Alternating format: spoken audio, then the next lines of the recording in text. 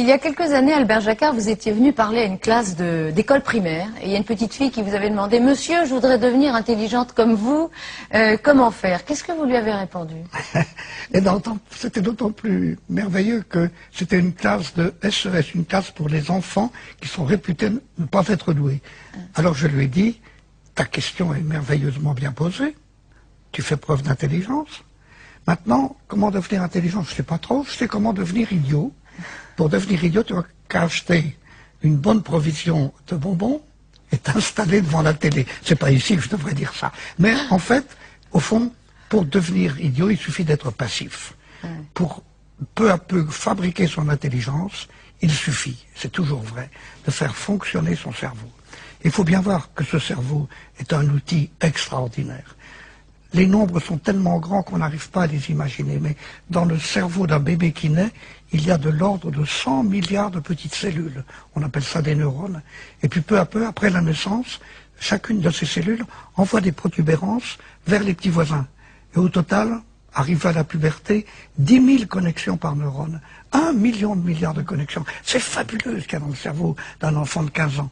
Et une des façons de se rendre compte à quel point c'est un nombre énorme, c'est de diviser le nombre des connexions qu'il y a dans un cerveau de 15 ans par le nombre des secondes vécues par cet enfant.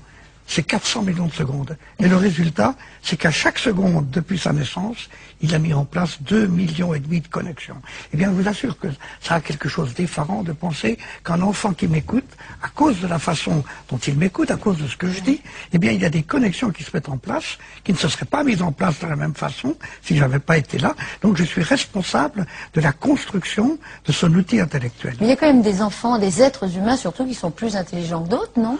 Ça ne veut rien dire du tout. Je vous assure que c'est une phrase, c'est pas par démagogie. Je ne suis pas plus intelligent qu'Einstein, ni moins intelligent, parce que cette comparaison n'a pas de sens. Bien sûr que mon intelligence n'est pas celle d'Einstein, parce que lui, il a été capable de trouver des choses que j'ai jamais trouvées. Bien sûr, mais quelle était la caractéristique de cet homme qu'on présente comme très intelligent? C'était pas d'avoir une activité intellectuelle plus vive, mais c'était d'avoir une horreur du sentiment de ne pas comprendre. Quand il ne comprenait pas, il comprenait qu'il n'avait pas compris, et il n'aimait pas ça, alors il s'arrangeait pour finir par comprendre. Quelquefois, c'était très long. Et par conséquent, la vraie forme de l'intelligence, c'est de comprendre qu'on n'a pas encore compris, et de faire le nécessaire pour comprendre quand même. Mais pour les enfants qui sont à l'école, par exemple, on leur dit bien, vous avez tel QI, si vous avez tel QI, vous allez bien réussir à l'école, et ça se vérifie souvent. Un bon QI, on réussit bien, un moins bon QI, on réussit moins bien. Mais évidemment. Si je dis à une fille qu'elle est laide, et je lui répète tous les jours qu'elle est laide, ben elle aura beau être jolie, elle finira par se croire laide. Et puis elle prendra une drôle d'allure, et puis elle fera des grimaces, et puis elle deviendra laide.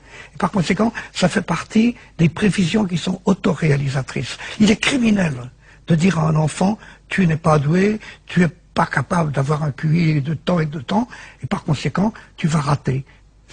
Ça n'est pas vrai ce que vous disiez tout à l'heure. On ne le vérifie pas.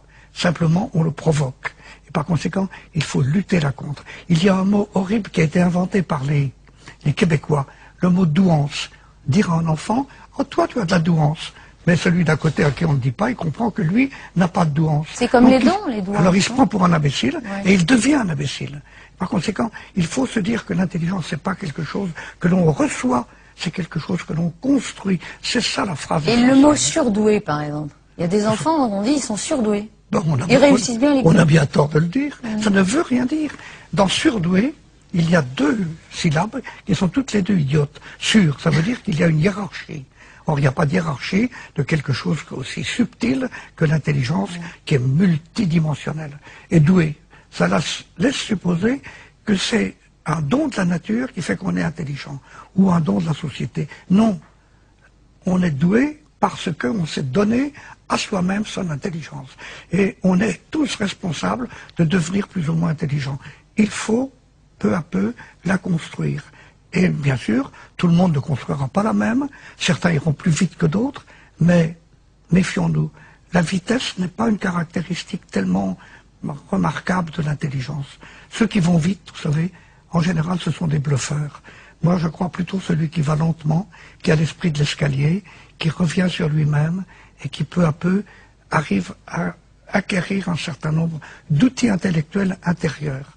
Mais même s'il apprend plus tard, et s'il comprend quelque chose plus tard que les autres, c'est pas grave. L'important, c'est de le comprendre. Peut-être qu'il le comprend mieux. Celui qui lève le doigt dans une classe en disant « Monsieur, j'ai pas compris », il prouve qu'il a compris qu'il n'avait pas compris.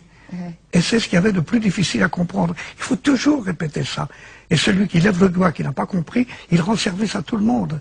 Parce qu'il amène le prof à recommencer. Et je le sais en tant que prof, il faut toujours recommencer.